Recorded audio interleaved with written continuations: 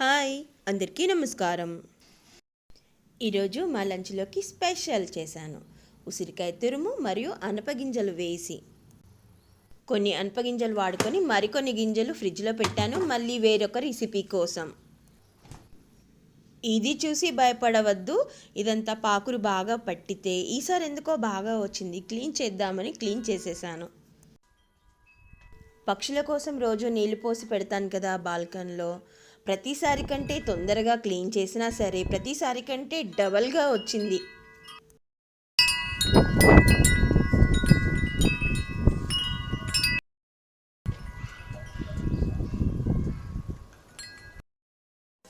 గాలి చూసారు కదా ఎంతలా వీస్తుందో. ఈ రెసిపీ లాంగ్ వీడియో పోస్ట్ చేస్తాను, డీటెయిల్డ్గా అది చూడండి.